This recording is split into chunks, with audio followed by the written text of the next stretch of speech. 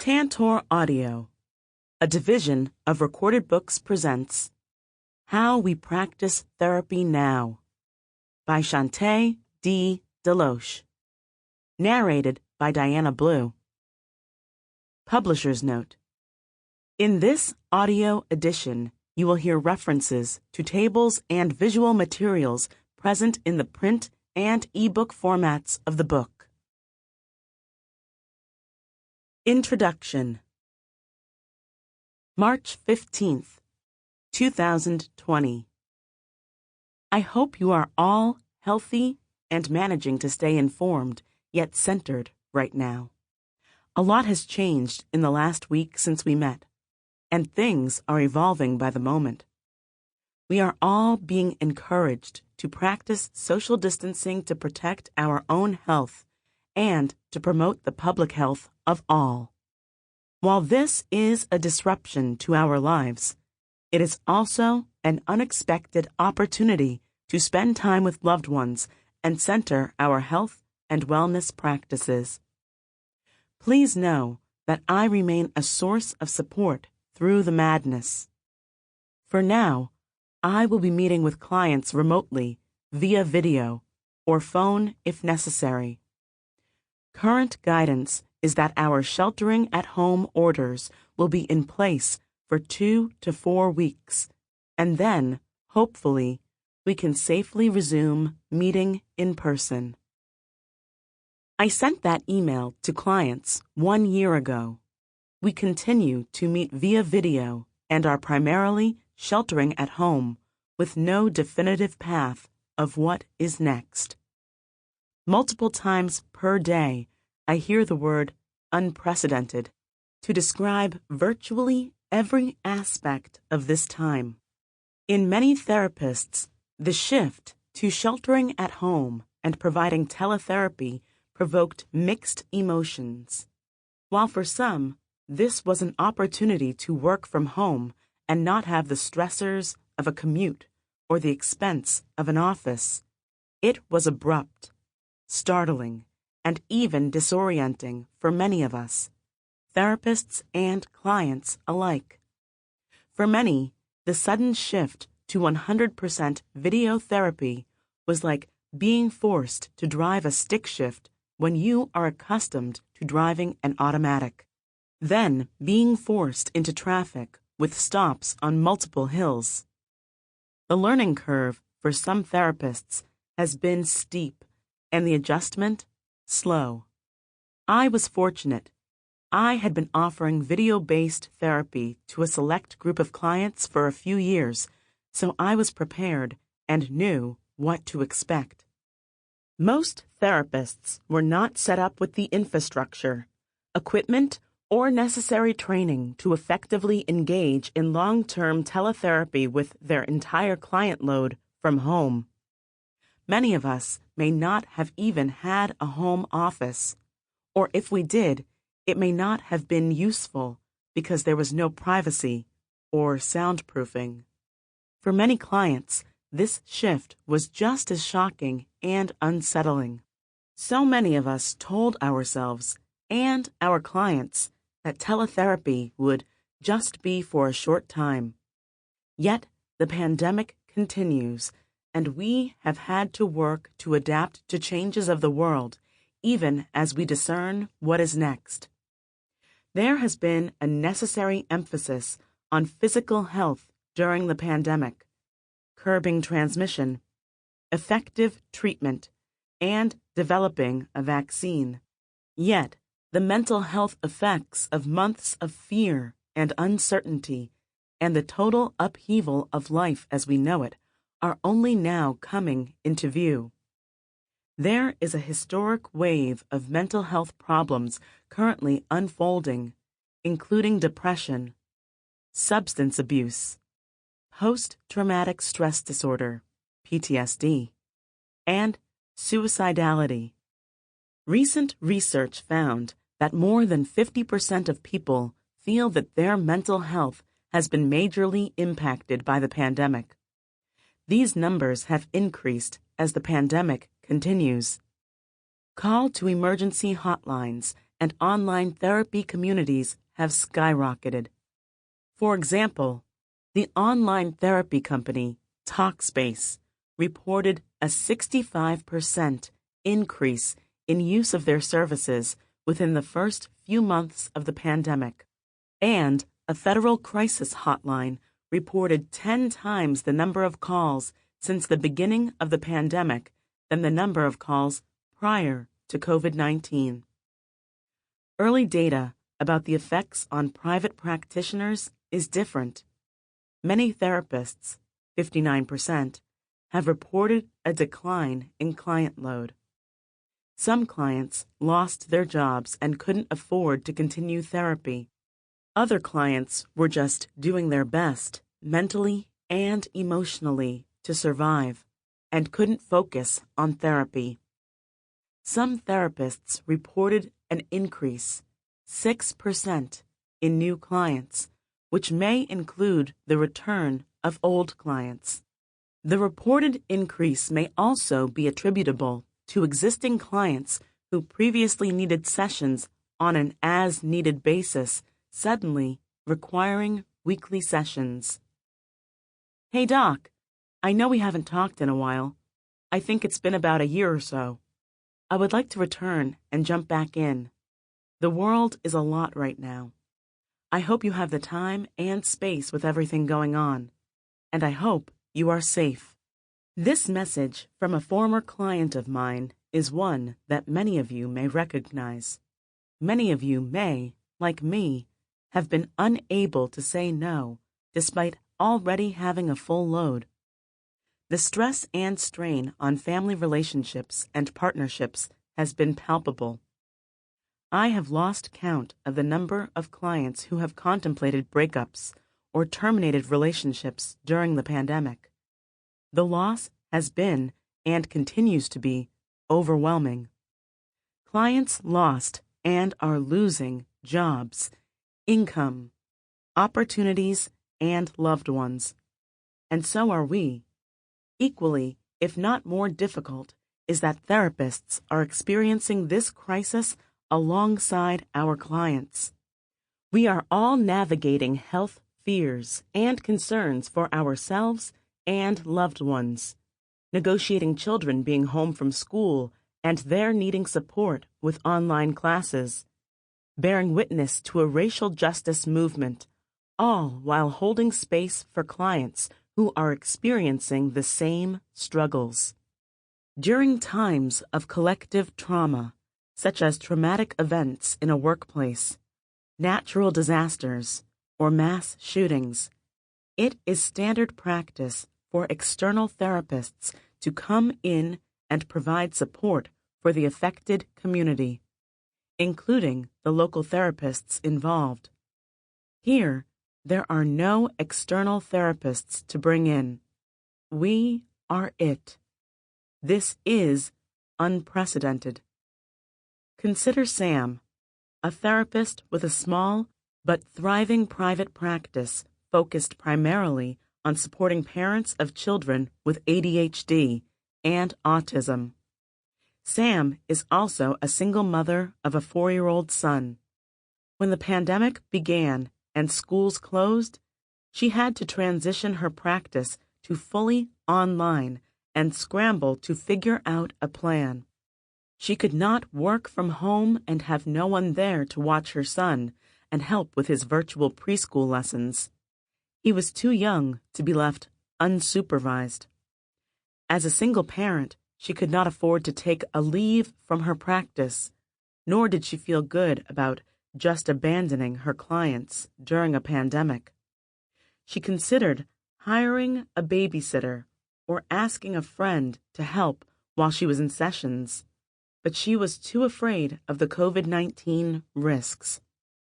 Approximately 3 weeks into the shelter-at-home orders, Sam knew that something had to change.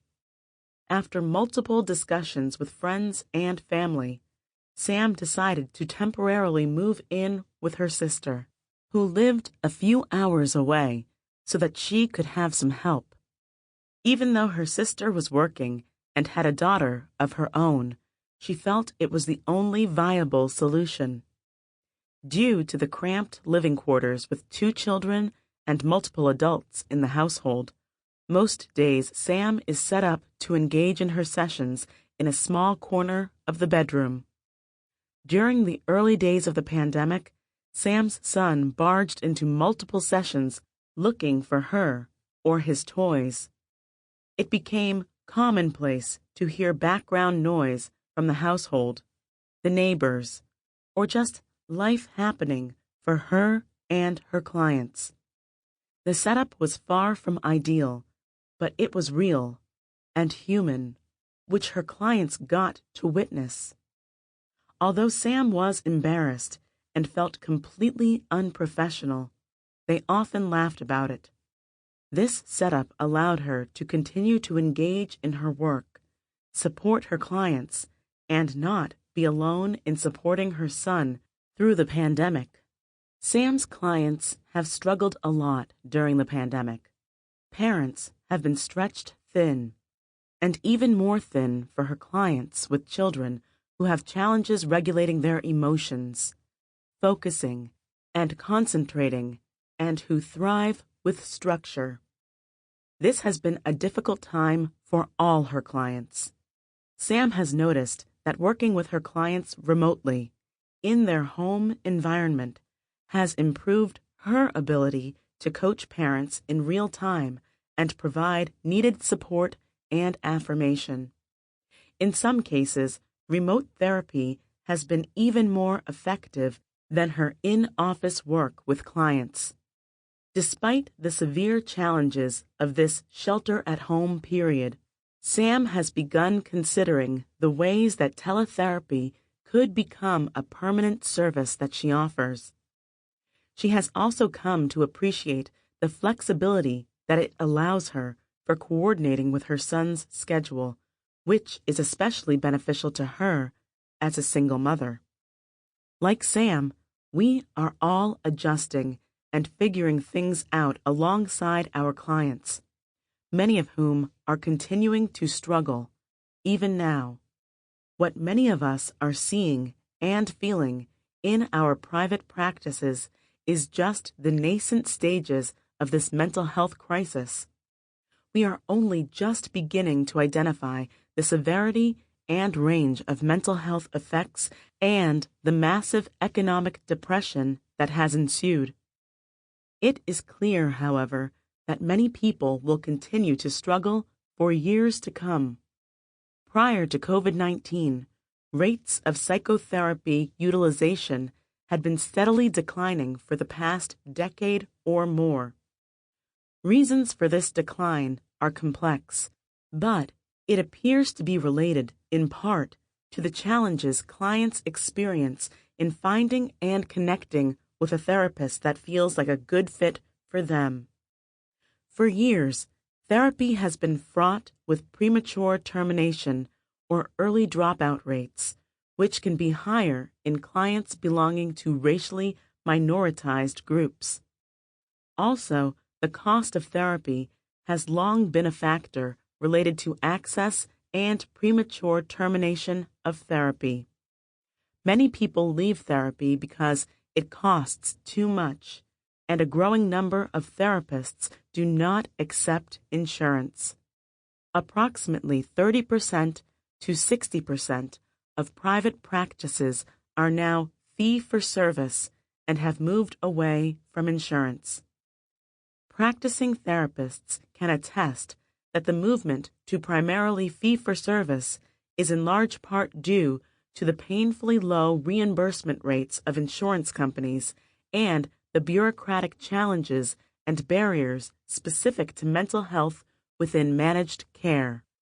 These systemic issues are valid and shape our decision-making about our therapy practices.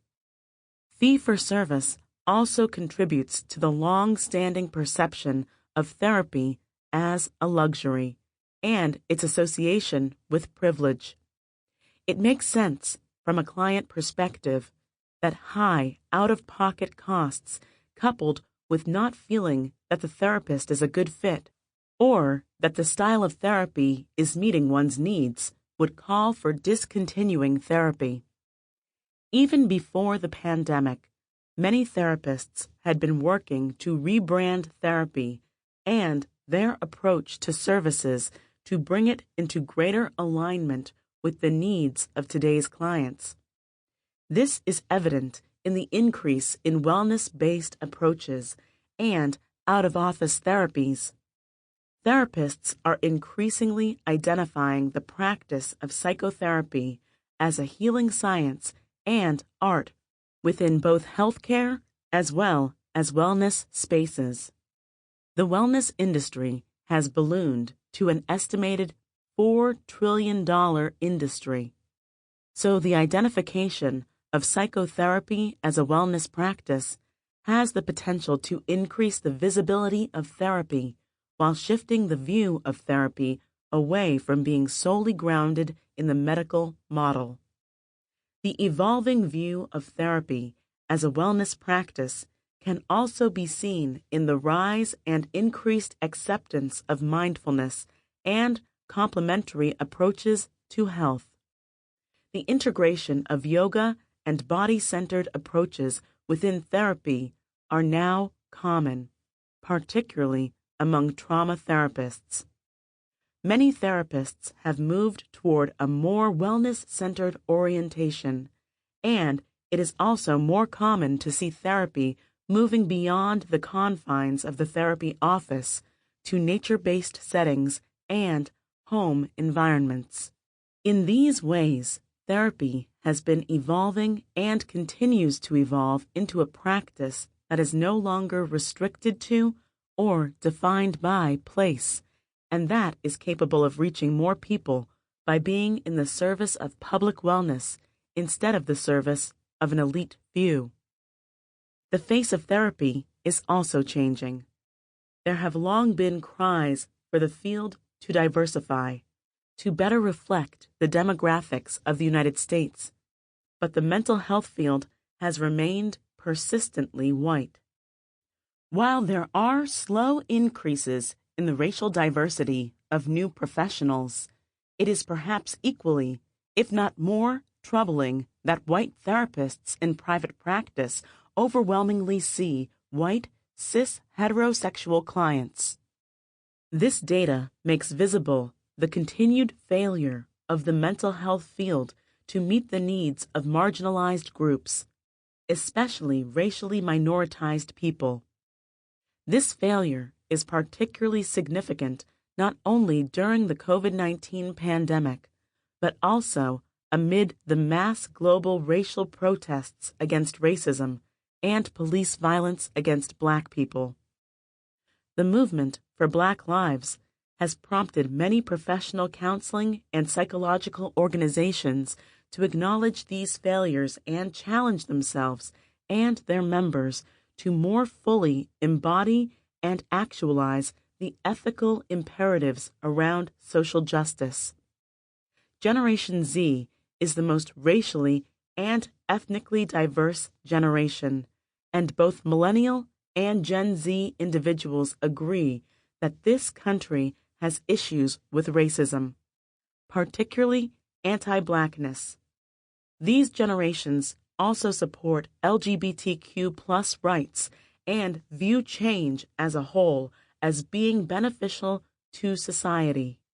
It makes sense, then, that many of today's clients across racial identities seem to want therapy and therapists who resemble their lives, values, and politics, and they seek these therapists out on social media. To that end, today's therapy must be intersectional in its approach to understanding clients' multiple identities and the multiple interlocking social systems that shape and impede the full expression of those identities. Therapy must also be decidedly anti-racist if we therapists are to truly live up to the ideals of our professions and meet our clients, especially our most marginalized clients, where they are. Put simply, if we are unable to validate all of our clients' identities and their oppressive realities and provide a therapy that is at once affirming and in pursuit of liberation for them, are we actually providing a therapeutic environment? Similarly, if we allow whiteness to go unexamined in therapy with our white identified clients, are we really engaging in meaningful work about any other aspect of identity and life in today's world? These shifts are important and signify arguably necessary movement away from the blank slate value neutral therapy of the past. Many of the shifts that we see are not just in reaction to the COVID-19 pandemic or even to the racial justice movement.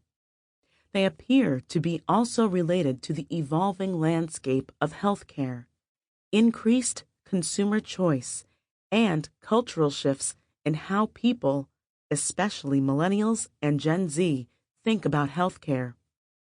Research on these demographics demonstrates that almost 3/4 of millennials prefer seeing a doctor through telemedicine. As digital natives, they are more tech-savvy and health-conscious consumers who want convenience and have their needs met. They appear to be more comfortable disclosing mental health struggles than previous generations, and over 1/3 of them report having received therapy. These generational shifts, coupled with the changes necessitated due to COVID-19 and its aftermath, have forged new pathways for psychotherapy. Psychotherapy has changed because the world has changed. To be honest, we therapists have changed as well. It may be a long time before many of us feel safe in an enclosed office with closed windows with unmasked clients sitting across from us. Yet, most of us would not want to provide therapy to clients while wearing masks either. Many of these changes are here to stay for the foreseeable future, yet provide fertile ground for further expansion of services or acceptance of others. Some therapists cannot wait to meet face-to-face again, but there may be some therapists and clients who will want to continue using virtual therapy, and these therapists will no longer provide traditional face-to-face therapy at all. Research initiated after the pandemic began suggests that psychologists are projecting that they will continue to see 35% of their clients via teletherapy after the pandemic is over. Many of us may be re-evaluating the need for physical office space. Therapists who have grown tired of the barriers to treatment and who seek to provide more individualized treatment might be interested in a boutique-style concierge practice or in integrating some concierge clients into their traditional practice. This may come with internal conflict over the ethics of exclusivity during a time when more people need access to care. COVID-19 may have prompted some therapists to make their services more accessible, particularly those traditionally underserved by the mental health field. There are multiple possibilities during this time of change. These changes may elicit myriad emotions for some therapists: uncertainty, fear, loss, excitement, and so many more, along with the benefits of and potential excitement about the evolution of private practice. There are several persisting questions and potential challenges. As stated, some of these shifts continue to unfold in real time. There are distinct ethical, legal, and clinical concerns, especially in practicing in digital environments and outside of the office. During COVID-19, some laws and regulations were temporarily relaxed. Therapists must be aware of which laws remain applicable, of relevant insurance regulations, and of ethical requirements. Therapists must also consider the distinct clinical needs of each client and conduct a thorough clinical screening and assessment to ensure that a client's needs can best be met using emerging approaches. Issues such as privacy and confidentiality, especially when using technology or engaging in out-of-office treatment, can emerge frequently. Clinicians must also assess if this model works for them personally and if it is aligned with their philosophy of care and the types of clients and issues they see in their clinical practice. As previously mentioned, it is unprecedented for therapists to continue to provide support and care for clients for months and potentially years to come, even as we endure the very same stressors and traumas. Engaging in new and emerging models of therapy is complex, and therapists need resources to navigate this evolving terrain. This necessitates more intentional engagement in radical self-care during these unprecedented times. In the sections ahead, I aim to engage in an ongoing conversation and share a series of reflections with you as fellow therapists. My hope is, as we sit with poignant questions about our work during this historic moment, that together we lean into the change that is occurring and begin to intentionally reimagine a therapy that is a reflection of the times and needs of our clients.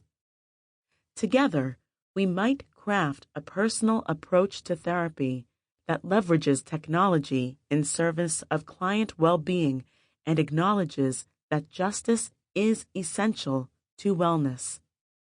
In doing so, this might necessitate we accept that therapy and our therapeutic style may no longer be aligned with the current moment and clients' expectations of us. I want this book to be at once easy to listen to and unsettling. Even as we all desperately hope for normalcy amid this protracted time of uncertainty, I implore us to avoid retreating back to what we know. The long-standing decline of psychotherapy use and high premature termination rates demonstrate that what we were doing was not entirely working, not for us nor for the public good. Most therapists can list multiple ways that the U.S. mental health system needs to change to better meet the needs of clients. We can also easily identify the areas in which our clients need growth and adjustment. Yet, are we as easily able and willing to identify the ways that we, as therapists, need to change? Young adults are wellness-oriented and open to a psychotherapy that meets their needs. We must consider what it means to be prepared to practice in today's world, and also the knowledge and skills we need to elevate ourselves to remain relevant and effective. Using clinical research and integrating diverse case examples, this book is an invitation to actively engage in shaping the evolution of the field instead of being a passive recipient of it. Together, we will engage in critical reflection about the current state and direction of private practice and our own evolving identities as therapists. In each chapter, I will provide critical resources for you to use for navigating the complexities of your practice in a rapidly evolving world. In Chapter 1, I provide background on teletherapy and other forms of remote and virtual therapies. Here, we will also consider the effectiveness of teletherapy and multiple ways to integrate teletherapy and virtual therapies into practice. In Chapter 2, I walk through the necessary steps to get properly set up. Sample complete. Ready to continue?